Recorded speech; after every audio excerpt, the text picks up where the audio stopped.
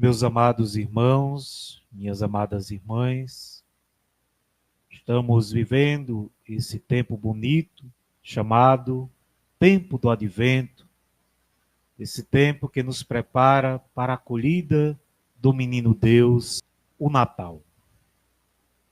Advento significa vinda, e essa vinda tem uma tríplice dimensão.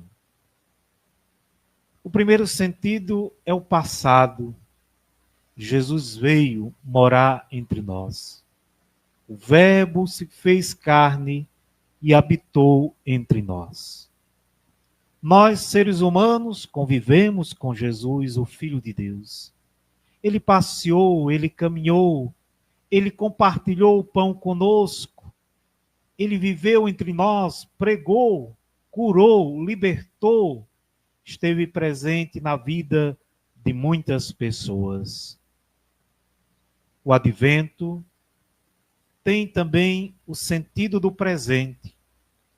Jesus, ele vem todos os dias ao nosso encontro.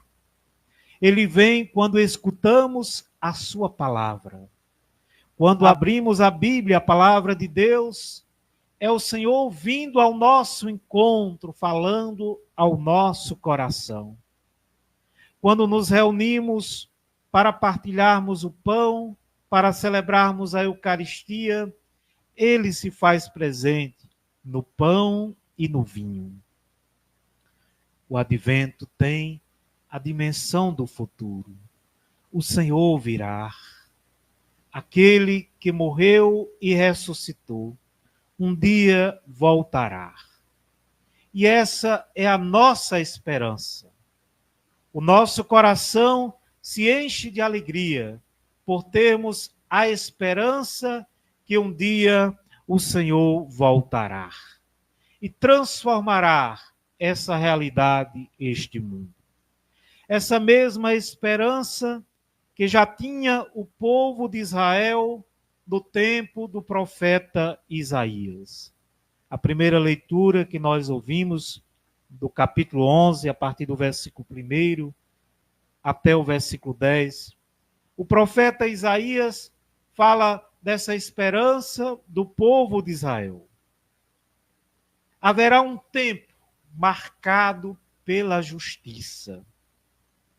O Messias rei, ele virá e não julgará segundo o mundo julga, segundo as aparências, porque ele julgará segundo a justiça, segundo o entendimento do coração dos homens.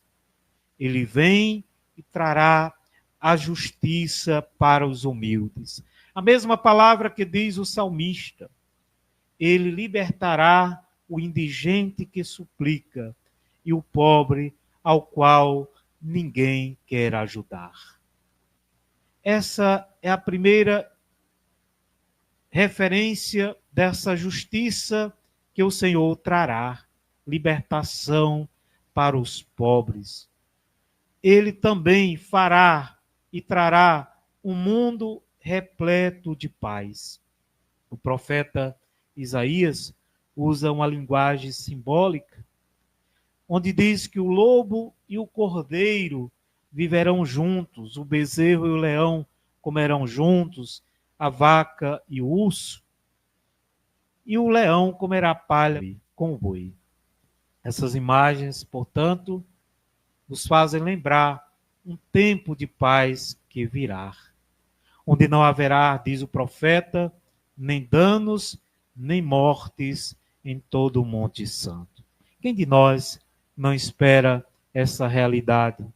Principalmente nós que vivemos em um mundo em que não há justiça, principalmente para os pobres. Os ricos deste mundo são privilegiados, acham brechas nas leis, muitos cometem crimes terríveis, e muitas vezes não são punidos no rigor da lei. Têm dinheiro, são livres da prisão, às vezes até passam pouco tempo na prisão, mas logo são libertos. Mas os pobres, quantos pobres que estão na prisão, que ainda não passaram por julgamentos, estão lá amontoados, sofrendo. Muitos até mesmo são condenados injustamente, mas essa realidade mudará, porque o Messias virá, ele mudará toda essa realidade e a justiça será feita. Nós aguardamos um mundo de paz, principalmente neste mundo marcado por tantas guerras, conflitos motivados por ganância, conflitos motivados por orgulho humano, pela prepotência humana. Nós queremos um mundo que seja conforme aquela realidade do paraíso, onde todos viveremos em harmonia. Chega de conflitos, chega de guerras, conflitos nas famílias, pai que mata filho, filho que mata pai, conflitos nos relacionamentos, conflitos até mesmo nos ambientes eclesiásticos, nas igrejas, às vezes pela busca do poder, gente querendo aparecer, gente querendo prestígio, gente querendo usar da religião até mesmo para se promover. Há necessidade de um mundo de paz, há necessidade de famílias que vivam a paz, a necessidade de ambientes de viverem a paz, a harmonia. Esta é a nossa esperança. Nós aguardamos ansiosos a vinda do Senhor, mas não de qualquer maneira. Mas nós queremos aguardar a vinda do Senhor com os nossos caminhos transformados. A palavra do Senhor que nós ouvimos, o Santo Evangelho, nos faz um apelo através do profeta João Batista. Convertei-vos, porque o reino dos céus está próximo. É esse o convite que o Senhor nos faz neste advento, a conversão. Isso significa endireitar os nossos caminhos. Muitas vezes temos andado por caminhos tortuosos, caminhos que não agradam ao Senhor, caminhos do mal, caminhos da desobediência, caminhos que muitas vezes mais nos afastam de Deus do que nos aproximam de Deus.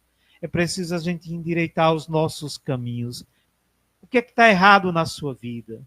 O que é que não anda bem nos seus caminhos? O que você precisa fazer para agradar ao Senhor? É preciso converter o nosso coração, mudar tudo aquilo que não agrada ao Senhor em nossa vida. Uma conversão verdadeira, meu amado irmão, minha amada irmã, se conhece pelos frutos. Tem gente que diz assim, eu era de determinada religião e agora eu sou de outra. Eu me converti. Isso é bobagem, pode não significar nada. Tem gente que vive mudando de religião. Passa um ano numa religião, daqui a pouco está em outra religião, outra está em outra igreja. Mas a vida, o caráter dessa pessoa, nada muda. A pessoa continua do mesmo jeito. Os fariseus, os saduceus que foram ao encontro de João Batista, eram homens extremamente religiosos. Eles se consideravam da religião verdadeira, a religião de Abraão. Mas olha o que João Batista diz: raça de cobras, víboras venenosas, produzam frutos de arrependimento. Não basta vocês dizerem que são filhos de Abraão, que pertencem à religião de Abraão. Mostrem pelos frutos que de fato vocês se converteram. Então, da mesma forma, não basta você estar dentro de uma religião, não basta estar dentro de uma igreja, não basta até mesmo você ler as Sagradas Escrituras. É preciso que você mostre com a sua vida que você é uma pessoa diferente, que você é uma pessoa de Deus, que você é uma pessoa convertida. Há muitas falsas conversões nas igrejas. Pessoas que se dizem crentes, pessoas que se dizem servidoras de Deus, mas elas vivem uma vida totalmente contrária à vontade de Deus. Os frutos dessas pessoas são podres. Elas são injustas. Elas têm um mau caráter. Elas enganam. Elas enganam nas palavras. Elas enganam nos negócios. Elas vivem fofocas, falando da vida das pessoas, mentindo. Elas vivem dando calote até mesmo, quando compra algo e não paga. Ou seja, o testemunho dessa gente é contrário à palavra do Senhor. São raças de víboras, são sepulcros caiados, bonitos por fora, mas cheios de podridão por dentro. Para essas pessoas também servem as palavras de João Batista, raça de cobras venenosas. Muitas vezes essas pessoas se fazem de irmãs, muitas vezes essas pessoas se fazem de amigas, mas lançam o seu veneno mortífero, veneno de cobra, veneno de falsidade. Está ali dizendo que é seu irmão, sua irmã, mas está ali tramando contra o irmão, tramando contra a irmã, prejudicando o irmão. É preciso se converter verdadeiramente. É preciso mostrarmos frutos de amor, de bondade, porque nós seremos julgados pelos frutos. O versículo 10 do capítulo 3 de Mateus diz que o machado já está na raiz das árvores. E toda árvore que não der bom fruto será cortada e jogada no fogo. Ainda temos tempo de produzirmos bons frutos. Que fruto você tem produzido? É de amor, de bondade? Ou um fruto de inimizade, de ódio? Você é uma árvore que produz frutos? Ou a sua vida é apenas palha, que será jogada no fogo, que será queimada? O que você tem para oferecer ao Senhor hoje? São frutos ou palhas secas? Que neste tempo do advento, meus irmãos e minhas irmãs, possamos voltar o nosso coração para Deus. Esperar o Senhor exige de nós vigilância. Permanecermos firmes, fiéis à palavra do Senhor.